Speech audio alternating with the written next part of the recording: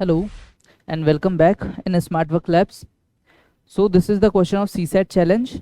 The population of a town 2 years ago was 6250. तो 2 साल पहले before 2 years ago the population was 62500. So due to migration to big cities it decreases every year at the rate of 4%. तो first year में यहाँ पे 4% का decrease देखने को मिलता है, देन अगेन नेक्स्ट ईयर में 4% का डिक्रीज देखने को मिलता है। तो 2 कॉन्जिक्यूटिव ईयर्स में डिक्रीज देखने को मिलता है। अब हमें क्या करना है कि प्रेजेंट पॉपुलेशन बतानी है ऑफ द टाउन। हम इसे बहुत सिंपल तरीके से करते हैं, जस्ट पुट दिस नंबर 62500। अब पहले साल जो है 4% का डिक्रीज है, मतलब पहले अगर पॉपुलेशन 100 थी तो अब जो है पॉपुलेशन वो कितनी है 96। एंड अगेन इसके बाद next year again same decrease है। तो अगर पहले पॉपुलेशन 100 थी, यहाँ तक पॉपुलेशन 100 थी, तो यहाँ पे 4% का फिर डिक्रीज है, दिस विल बी 96। 100 माइनस 4 96। अब इसे हम सॉल्व कर लेंगे, ये हो जाएगा 424 times 425 times 424 times and 425 times 25 into 25 625 होता है, दिस विल बी 100। और 24 इंटू 24 576 होता है, 57600। सिंपल सा बी ऑप्शन आ जाएगा। ऐसे केस में अगर डिक्रीज की जगह इंक्रीज होता है तो हम यहाँ पे क्या कर देते हैं, 96 की जगह 104 आ जाता और फिर हम इसे ऐसे ही सॉल्व कर लेते। तो इसका आंसर आएगा B. So the next question is of percentage which is on similar lines. यहाँ पे हमें दिया हुआ है the population of a town is 189,000। यहाँ पे एक पॉपुलेशन दी हुई है which is 189,000। then it decreases by 8% in the first year। तो यहाँ पे 2 सालों का हिसाब है। in first year it decreases by 8% and second year it increases by 5%। यहाँ पे 5% का इंक्रीज हो रहा है। हम क्या करते हैं, हमें पता है कि अगर ये 100 है तो अब डिक्रीज होके कितना हो गया है 92। तो just 92 by 100। In the same way यहाँ पे इंक्रीज हुआ है, इंक्रीज होने के बाद कितना हो जाएगा, अगर पहले 100 था तो इंक्रीज होने के बाद ये हो जाएगा 105। ठीक है, हम इसको इस फॉर्म में तभी लिखते हैं जब ये नंबर, जिस नंबर पे ये सब इंक्रीज या डिक्रीज हो रहा हो वो लिखा होगा, तभी हम ऐसे मल्टीप्लाई करेंगे। तो ये वो बेस नंबर है, ठीक है, जहाँ पे इंक्रीज या डिक्रीज हो रहा है।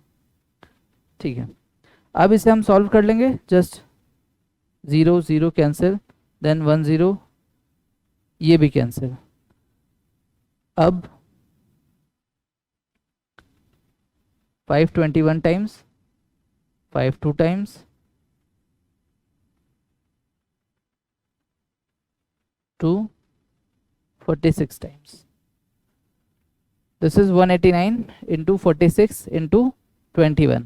अब इसे जब हम सॉल्व करेंगे तो ये आ जाएगा, इसको मल्टीप्लाई कर लेंगे 189 इंटू 46 इंटू 21।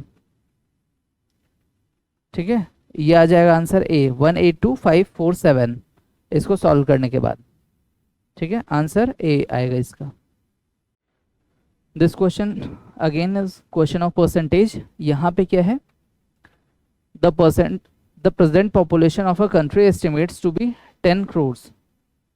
तो अगर हम सिंपल से नंबर्स में लिखें तो ये हो जाएगा हमारा 10 crores।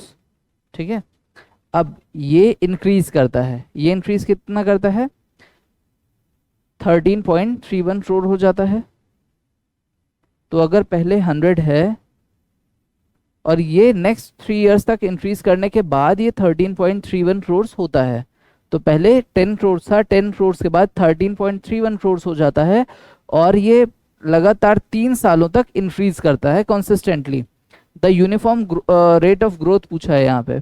ठीक है, तो हम क्या करते हैं, जब भी हमें देखना होता है कोई चीज़ इंक्रीज कर रही है, तो मान लीजिए ये 100 है, इंक्रीज कर रही तो क्या हो जाएगा, 100 प्लस एक्स से मल्टीप्लाई हो जाएगा। देन अगेन ये प्रोसेस रिपीट होगी 3 टाइम्स, ठीक है, ये प्रोसेस 3 टाइम्स रिपीट होगी, 100 plus X upon 100, then again into 100 plus X upon 100, और ये पूरी वैल्यू कितनी हो जाएगी, 13.31 करोड़ या 1331,000,000, ये इतनी हो जाएगी। तो हम अगर इसे सॉल्व कर लें तो हमें x की वैल्यू भी पता चल जाएगी। अब यहाँ से ये ज़ीरो और ये ज़ीरो, इसको काट करके यहाँ पे 6 ज़ीरोज़ कैंसिल आउट कर देंगे। अब यहाँ पे 2 ज़ीरोज़ बचे हैं, इससे यहाँ के 2 ज़ीरोज़ कैंसिल आउट कर देंगे। अब ये हो गया है सीधे सीधे 100 प्लस एक्स का whole cube is equals to 1331,000। Simple सा है। अब हमें इसकी वैल्यू निकालनी है। वैल्यू निकालने के लिए क्या करेंगे, जस्ट इसको भी क्यूबिक फॉर्म में चेंज कर लें, तो ये 110 का जो है क्यूब हो जाएगा। 110 का क्यूब हो गया। अब यहां से हमारे पास एक नया रिलेशन आ गया है, ठीक है। अब ये रिलेशन क्या है, अगर इस क्यूब को हटा दें तो भी कोई दिक्कत नहीं है। अब ये रिलेशन सेम है, 100 plus X is equals to 110, तो x की वैल्यू आ गई 10, यानी 10% का इंक्रीज हमें देखने को मिलेगा। 10% will be the consistent growth और यूनिफॉर्म रेट ऑफ ग्रोथ, ठीक है। तो इसका आंसर आ जाएगा B. So this question is about percentage. यहाँ पे क्वेश्चन है द करेंट बर्थ रेट पर 1000 इज 32, तो बर्थ रेट इज 32। ये 32 किस में से है, 1000, means with in 1000 32 people are taking birth. Then whereas the corresponding death rate is 11 per 1000, यहाँ पे 11 per 1000 का मतलब है ओवरऑल 1000 में से 11 लोग निकल लिए, ठीक है। अभी है the net growth rate in terms of population increase in percent is given by, तो ओवरऑल अभी पॉपुलेशन कितनी इंक्रीज हो रही है, विद इन ईयर 1000 में से और लोग ऐड हो रहे हैं। कितने ऐड हो रहे हैं, 32 ऐड हो रहे थे एंड 11 लोग सब्सट्रैक्ट हो रहे थे। 32 यहाँ पे ये बर्थ है और 11 डेथ है। अब ओवरऑल क्या हो रहा है, 32 माइनस 11, ये हो जा रहा है 21। ये है हमारा overall increase, means with in 1000 21% और ऐड हो जा रहे हैं, ठीक है। अब ये पूछा है कि विद इन परसेंटेज ये कितना इंक्रीज है, तो 21 अपॉन 1000 इंटू 100%, ये आ गया हमारा percentage. This will be 2.1%. Option is C. These questions are related with percentage in the form of its application. यहाँ पे ये परसेंटेज के एप्लीकेशन प्रॉफिट एंड लॉस में मैनिफेस्ट हो रहे हैं, ठीक है। क्वेश्चन क्या दिया हुआ है, at what profit percent must an article be sold so that by selling at half that price there may be a loss of 30%। जब हमें कोई भी डाटा नहीं दिया रहता है, सिर्फ परसेंटेज के फॉर्म में डाटा गिवन होता है विद इन अ क्वेश्चन, तो हम क्वेश्चन में किसी एक चीज़ को 100 ले सकते हैं, और ज़्यादातर वो क्या होता है, कॉस्ट प्राइस को हम 100 लेते हैं। इससे क्या होती है, कैलकुलेशन सिंपल हो जाती है। अब क्वेश्चन ये है कि at what profit percent must an article be sold so that selling at half the price there may be a loss of 30%। तो यहाँ पे 100 पे लॉस जो है वो 30% का है। 30% का लॉस मतलब 100 इंटू 100 माइनस 30 अपॉन 100, क्योंकि यहाँ पे 30 रुपीज़ कम हो रहा है, ओवरऑल क्या आ गया 70। ये हाफ ऑफ द प्राइस है, ये वाली प्राइस ही है। अब हमें इसे जस्ट डबल कर देना है। यहाँ पे कितनी प्राइस आ जाएगी 140, 70 इंटू 2 140, ये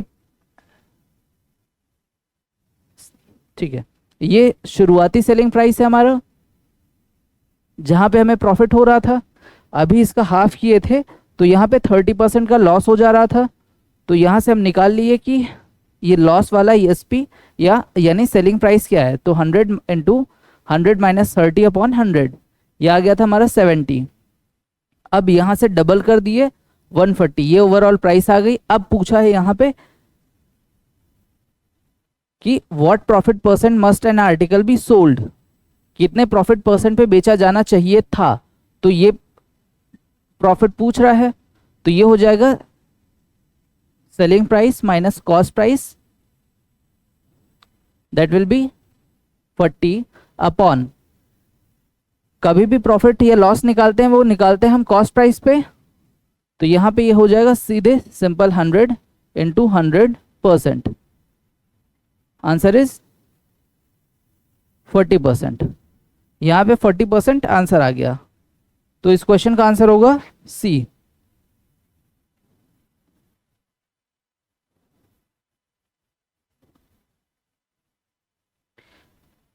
then this question, when an article is sold for ₹116, ठीक है, यहाँ पे एक SP दिया हुआ है, सेलिंग प्राइस वो दिया हुआ है 116, the profit percent is thrice as much as when it is sold for 92। Then यहाँ पे दूसरा SP दिया हुआ है, वो दिया है 92। जब हम इस पहले वाले सेलिंग प्राइस पे बेचते हैं तो क्या होता है, दूसरे वाले सेलिंग प्राइस पे बेचने से 3 गुना ज़्यादा प्रॉफिट हमें मिलता है। तो प्रॉफिट किस पे मिलेगा, कॉस्ट प्राइस पे मिलेगा। अब कॉस्ट प्राइस को हम X मान लेते हैं और हमें यही कॉस्ट प्राइस पता करनी है। तो पहले 116 पे बेचे जा रहे थे, यहाँ पे कुछ प्रॉफिट हो रहा था, देन यहाँ पे दूसरे में 92 माइनस X पे बेचा जा रहा है, यहाँ पे कुछ प्रॉफिट हो रहा है। अब इनके बीच में रिलेशन ये है कि ये जो प्रॉफिट हो रहा है ये इस प्रॉफिट का 3 टाइम्स है, ठीक है। तो यहाँ पे जस्ट इसे इक्वेट कर देंगे, ये 3 टाइम्स हो गया, और इसे अब सॉल्व कर लेंगे। यहाँ से ये हो जाएगा 116 minus X is equals to 276 minus 3X। X को सॉल्व करेंगे तो ये आ जाएगा 80।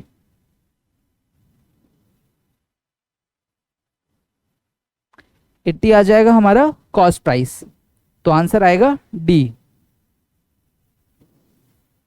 यहां पे क्वेश्चन दिया हुआ है, if the cost price of 15 books, cost price of 15 books is equals to the selling price of 20 books, तो CP of 15 books is equals to selling price of 20 books. तो यहाँ पे हमें पता है हमें प्रॉफिट और लॉस जो भी निकालना होता है वो कॉस्ट प्राइस पे निकालना होता है। तो अगर हमें पता हो कि ये CP ऑफ 15 बुक्स कितनी है तो हम पता कर सकते हैं इसका कॉस्ट प्राइस क्या होगा, और फिर हम प्रॉफिट या लॉस परसेंट निकाल सकते हैं। अब हम करेंगे क्या, हमें सीधे 15 बुक्स की कॉस्ट प्राइस पता करनी है और कोई और इन्फॉर्मेशन नहीं दी हुई है, न्यूमेरिकल इन्फॉर्मेशन नहीं दी हुई है। तो हम क्या करेंगे, सिंपल सा CP of 1 book is equals to 1। तो यहाँ पे हम मान लेंगे CP of 1 book is equals to 1 rupees, ठीक है। अगर एक किताब की कीमत 1 रुपये है तो टोटल 15 किताब की कीमत कितनी हो जाएगी, 15 रुपये। तो यहाँ पे हो जाएगा ₹15। अब ये जो 15 है ये 15 बुक्स की कॉस्ट प्राइस है और यही 15 रुपीज़ ये सेलिंग प्राइस है 20 बुक्स की, ठीक है। तो अब 20 बुक्स हैं और उनकी सेलिंग प्राइस क्या है 15 रुपीज़, और हमें पता है 20 बुक्स की जो कॉस्ट प्राइस होगी ये सेलिंग प्राइस है, और हमें ये पता है कि कॉस्ट प्राइस जो है 20 बुक्स की वो 20 रुपीज़ आ जाएंगी, क्योंकि हर एक बुक का कॉस्ट जो है वो 1 रुपीज़ है। तो ओवरऑल जब हम प्रॉफिट या लॉस निकालते हैं वो कॉस्ट प्राइस के रिस्पेक्ट में देखते हैं। अगर ज़्यादा हुआ तो प्रॉफिट और कम हुआ तो लॉस। यहाँ पे सेलिंग प्राइस जो है ये कॉस्ट प्राइस से कम है, तो अब क्या होगा, cost price minus selling price हो जाएगा। ये हमें लॉस हो गया, क्योंकि जितना पैसा हमने लगाए थे उससे कम यहाँ पे वापस आया है। तो ओवरऑल 5 रुपीज़ का क्या हुआ, लॉस हुआ। अब ये जो लॉस है, लॉस परसेंट निकालने के लिए किसके बेस पे देखते हैं, कॉस्ट प्राइस के बेस पे देखते हैं। तो 5 रुपीज़ का लॉस है, और ओवरऑल कितने रुपीज़ की बुक्स थी, 20 रुपीज़ की। अब यहाँ पे लॉस परसेंट क्या हो गया, 5.20 इंटू 100%, ये हो जाएगा 4 और 25। तो 25% हमारा आंसर आ गया। देन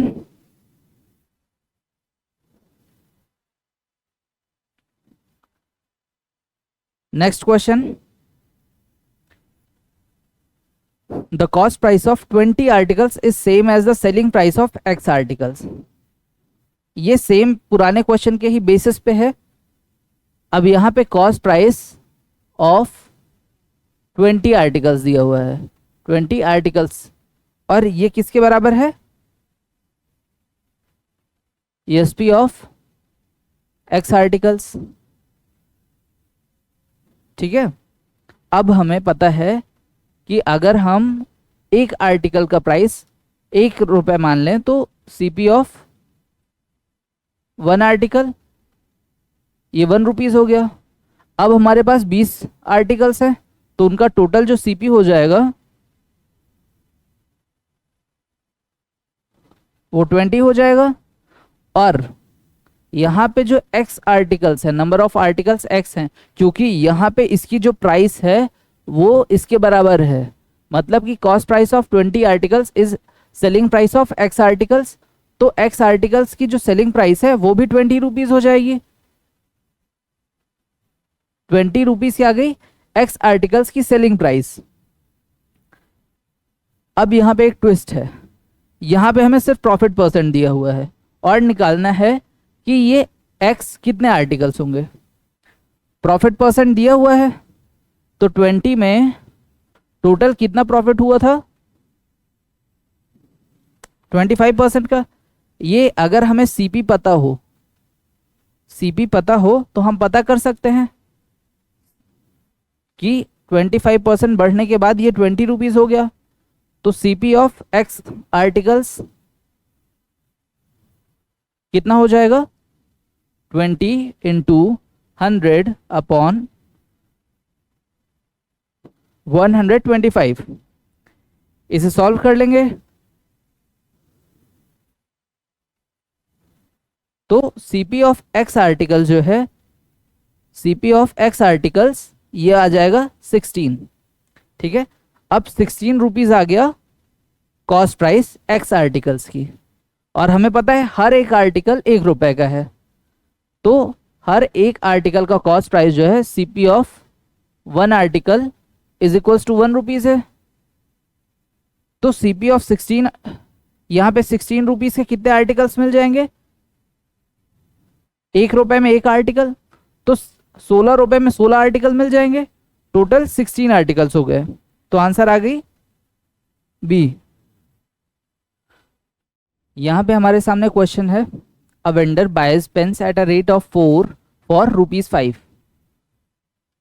तो 4 पेन्स एट ₹5।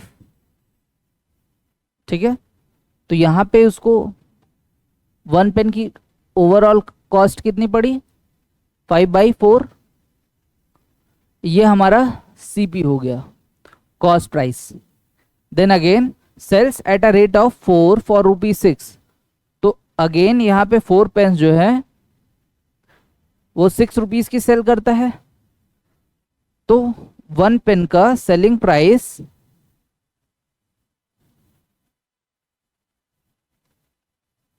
6/4 हो जाएगा। और हमसे पूछा क्या गया है, what will be the result, means profit और लॉस।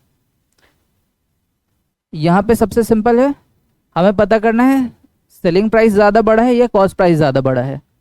सेलिंग प्राइस बड़ा होगा तो प्रॉफिट होगा, कॉस्ट प्राइस ज़्यादा बड़ा होगा तो लॉस होगा। यहाँ पे सेलिंग प्राइस 6/4 है, कॉस्ट प्राइस 5/4 है, तो ओवरऑल सेलिंग प्राइस ज़्यादा है, तो हमें प्रॉफिट हुआ है।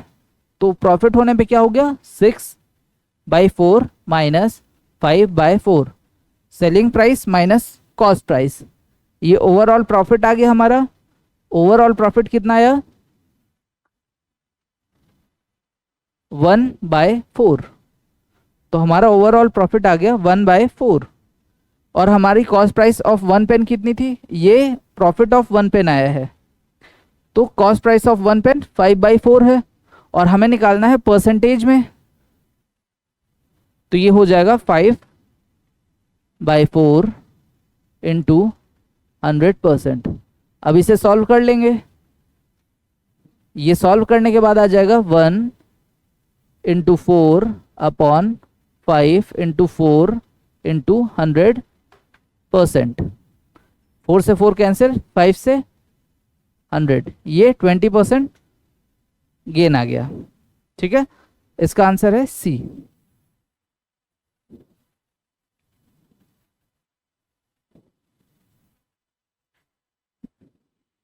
Then oranges are bought at 5 for ₹10, मतलब 5 ऑरेंजेस एट रुपीज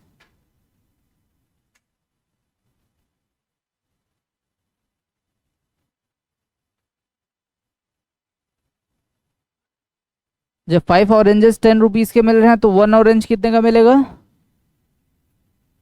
2 रुपीज का। ये हमारा कॉस्ट प्राइस आ गया। और इसे जो है वो बेचता है, कितने पे बेचता है, 6 फॉर ₹15, तो 6 ऑरेंजेस वो ओवरऑल 15 रुपीज पे बेच देता है।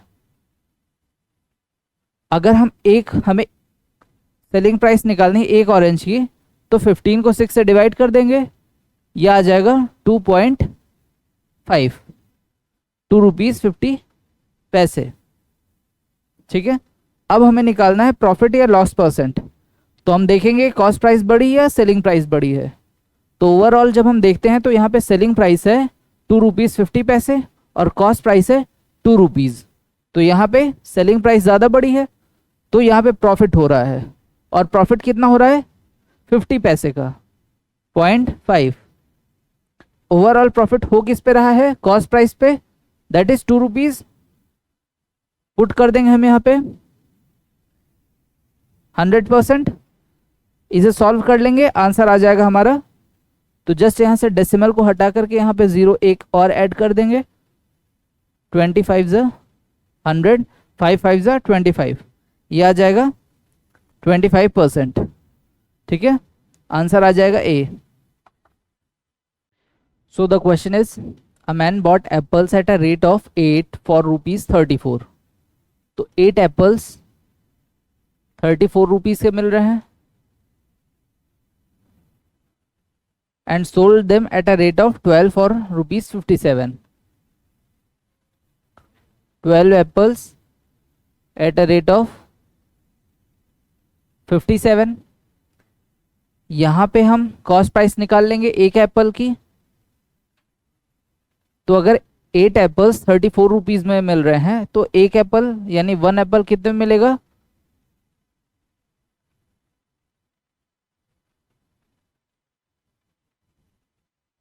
4.25, 4 रुपीज 25 पैसे। सेम वे अगर हम एक एप्पल की सेलिंग प्राइस निकाल लें, ये कितना हो जाएगा, 12 से इसे डिवाइड कर देंगे, ये हो जाएगा 4.75, 4 रुपीज 75 पैसे। अब हमें निकालना है प्रॉफिट। ओवरऑल प्रॉफिट कितने का है, selling price minus cost price. यहाँ पे सेलिंग प्राइस ज़्यादा है इसलिए selling price minus cost price कर रहे हैं। यहाँ पे प्रॉफिट आ जाएगा 4.75 माइनस 4.25, 4.75 माइनस 4.25, ये आ जाएगा 50 पैसे। 50 पैसे पर एप्पल पे हमारी प्रॉफिट है, ठीक है। अब पूछा है कि नेट प्रॉफिट उसे अर्न करना है 45 रुपीज का, तो 45 रुपीज का नेट प्रॉफिट अर्न करना है। तो 45 रुपीज के प्रॉफिट अर्न करने के लिए क्या चाहिए, कितने एप्पल्स वो बेचेगा। अभी एक एप्पल पे जो प्रॉफिट हो रहा है, 1 एप्पल पे जो प्रॉफिट है वो है ₹0.5। तो टोटल 45 रुपीज कमाने के लिए उसे कितना करना पड़ेगा, 45 इंटू 2। ये कैसे आया, इसको डिवाइड कर देंगे, ये आ जाएगा 90 एप्पल्स, ठीक है। यहां पे ए में आ जाएगा 90। और इसे और सिंपल तरीके से समझेंगे, अगर एक एप्पल पे 50 पैसे मिल रहे हैं तो 2 एप्पल पे हमें 1 रुपए मिलेंगे।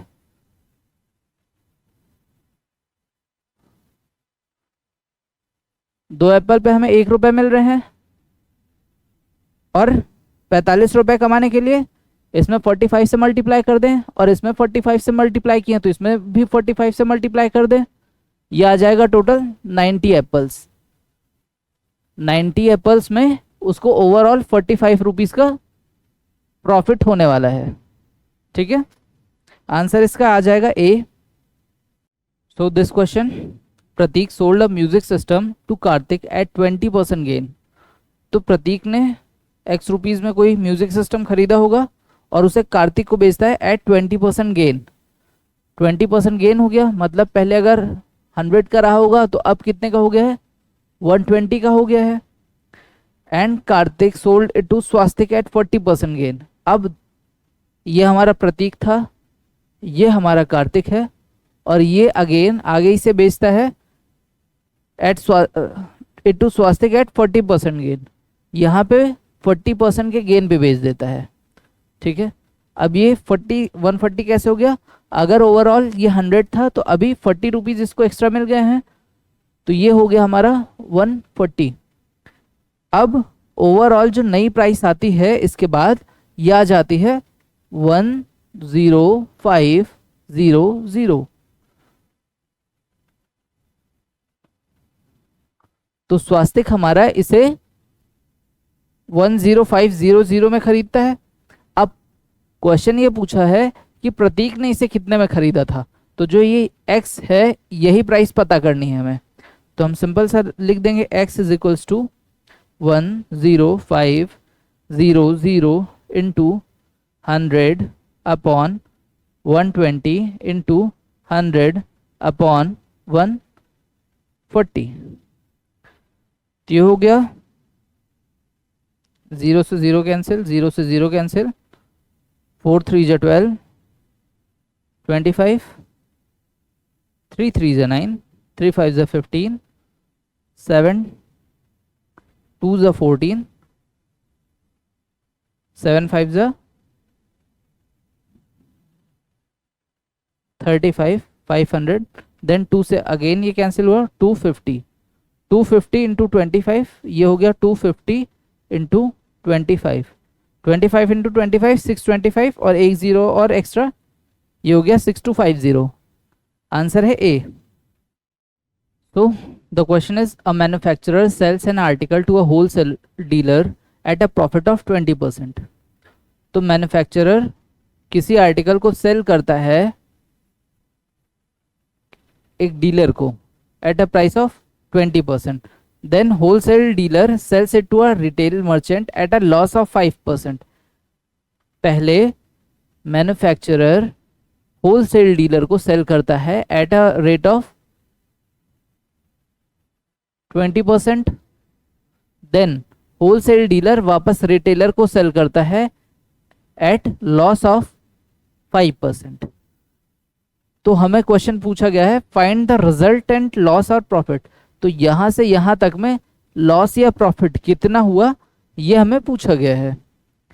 तो अगर हम देखें तो यहाँ पे कोई भी और डाटा नहीं दिया गया है या डायरेक्ट नंबर्स फिगर्स नहीं दिए गए हैं, तो हम सिंपल सा 100 मान लेंगे कि इस मर्चेंट के पास 100 रुपीज थे, अब 100 रुपीज इस मर्चेंट के पास थे, होलसेल डीलर को इसने 20% प्रॉफिट में बेच दिया। अब क्या हो जाएगा यहाँ पे, अगर पहले इसके पास 100 रुपीज थे, अभी इसे 120 में बेचा है, तो जो ओवरऑल प्रॉफिट है उसका 120 हो जाएगा। अब इस होलसेलर ने रिटेलर को बेच दिया है 5% के लॉस में। ये डायरेक्ट परसेंटेज ऐड और सब्सट्रैक्ट कैसे कर रहे हैं, अगर ये नहीं समझ में आ रहा है तो आप एक बार यूट्यूब पे हमारी वीडियोस देख लीजिए प्रॉफिट एंड लॉस की, ठीक है। तो इसे सॉल्व कर लेंगे तो हमें पता चल जाएगा कि ओवरऑल इसकी प्राइस क्या थी। जस्ट यहां से ये कट हो गया, ये कट हो गया, ये आ गया 6 5 19, सो 19 6 114। पहले प्राइस 100 थी, अभी प्राइस है 114। तो ओवरऑल जो इंक्रीज है वो कितने का है, 14 का है, और ये 14 का इंक्रीज किस पे है, 100 रुपीज पे। तो अगर हमें परसेंटेज निकालना है कितना प्रॉफिट परसेंट हुआ, तो ये आ जाएगा 14%। तो 14% हमारा क्या है, गेन है। आंसर इसका आ जाएगा D. So the question is, as a result of 25% hike in the price of rice per kg, अगर यहाँ पे राइस x रुपीज का है तो अभी यहाँ पे 25% का हाइक हो गया, x रुपीज पर केजी। तो अभी यहाँ पे हाइक कितना है, 25% का। तो जो नई प्राइस है वो है x into 125 upon 100, this is 5/4x। अब ऐसे में क्या होता है कि 1200 रुपीज में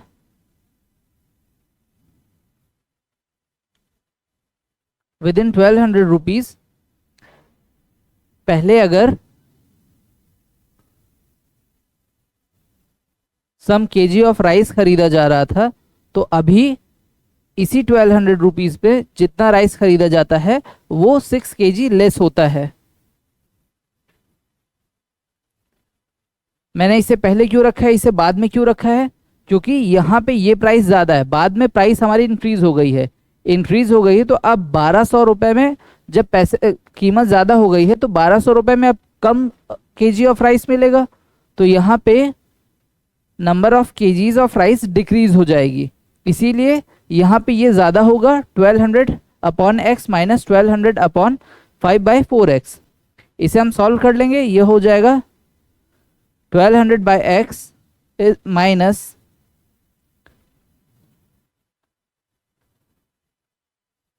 4 ऊपर जाएगा, 4 12 से मल्टीप्लाई होगा, ये हो जाएगा 12 4 जा 48, 4800 upon 5x is equals to 6। अब ये हम सॉल्व करेंगे, ये हो जाएगा 6000 minus 4800 upon 5x is equals to 6। x को इधर लेके आएंगे और 6 को इधर लेके जाएंगे, ये हो जाएगा 1200 अपॉन 6 5 जा 30 इज इक्वल्स टू x। अब ये वैल्यू हम निकाल लें, 6 2 जा 12 और 5 4 जा 20। तो यहाँ पे x ये प्राइस आ गई हमारी, ये यानी 40 रुपीज़ पर केजी, और हमें पर केजी का प्राइस ओरिजिनल वैल्यू पता करनी थी, तो ये हो गया 40 रुपीज़। अब अगर हमें नई वैल्यू पता करनी होती तो हम यहाँ पे इस पे पुट कर देते 40 इंटू 125, 40 इंटू 125 100 और 5/4, ये हो जाती 50, ठीक है। तो जो ओरिजिनल प्राइस थी वो है 40 रुपीज़। आंसर आ जाएगा इसका बी।